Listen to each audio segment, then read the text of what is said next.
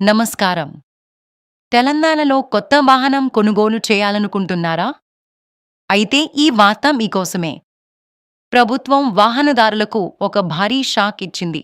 రాష్ట్రంలో నేటి నుంచి అంటే మార్చి 1వ తేదీ నుంచి కొత్తగా రోడ్డు భద్రతా పన్ను అమల్లోకి వచ్చింది. ఇది ప్రతి కొత్త వాహనంపై వర్తిస్తుంది. వాహన రిజిస్ట్రేషన్ సమయంలోనే ఈ పన్నును తప్పనిసరిగా చెల్లించాల్సి ఉంటుందని రవాణా శాఖ అధికారులు స్పష్టం చేశారు. దీనిపై పూర్తి వివరాలు ఇప్పుడు చూద్దాం. ప్రభుత్వం విడుదల చేసిన తాజా ఉత్తర్వుల ప్రకారం వాహన శ్రేణిని బట్టి పన్ను భారం ఉంటుంది. ద్విచక్ర వాహనాలపై అదనంగా రూ. 2,000 పన్ను విధించారు. ఇక కార్ల విషయానికి వస్తే అదనంగా రూ. 10,000 భారం పడనుంది. అలాగే లైట్ మోటార్ వెహికల్స్పై సుమారు రూ. 5,000 పన్ను ఉంటుంది. ఇతర రవాణాతర భారీ వాహనాలపై కూడా ప్రభుత్వం రూ. 10,000 వరకు పన్ను విధిస్తోంది. ఇది సామాన్య వాహనదారులకు పెద్ద భారమే అని చెప్పాలి. ఒకవేళ మీరు ఇతర రాష్ట్రాల్లో వాహనం కొనుగోలు చేసి తెలంగాణలో రిజిస్ట్రేషన్ చేయించుకోవాలి అనుకుంటున్నారా? అయితే అక్కడ కూడా పన్ను తప్పదు. అలాంటి వాహనాల మోడల్ను బట్టి 4% నుండి 6.5% వరకు అదనపు పన్ను వసూలు చేయాలని ప్రభుత్వం నిర్ణయించింది. అసలు ప్రభుత్వం ఈ పన్నును ఎందుకు విధిస్తోంది? దీని వెనుక ఉన్న ప్రధాన ఉద్దేశ్యం ఏమిటో ఇప్పుడు తెలుసుకుందాం.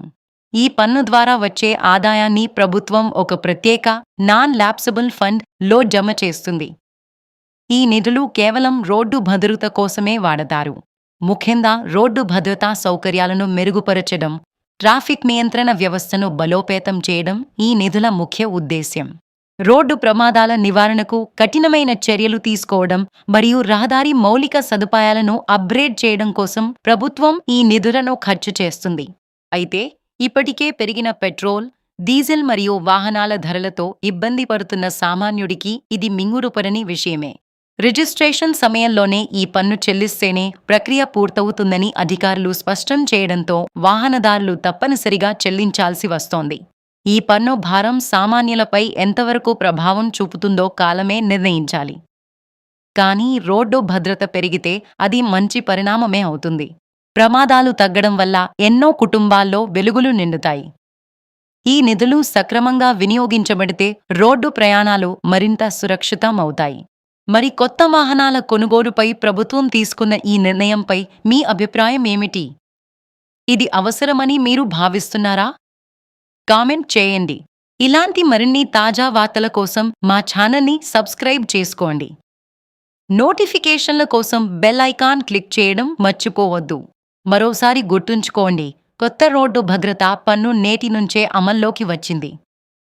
వాహన రిజిస్ట్రేషన్కి ఇది తప్పనిసరి. సురక్షితమైన ప్రయాణం మనందరి బాధ్యత. నిబంధనలు పాటిద్దాం, సురక్షితంగా గమ్యం చేరుదాం. ఆ దిశగా ప్రభుత్వం వేసే అడుగులు ఫలిస్తాయని ఆశిద్దాం. మరిన్ని అప్డేట్స్తో మళ్ళీ కలుద్దాం.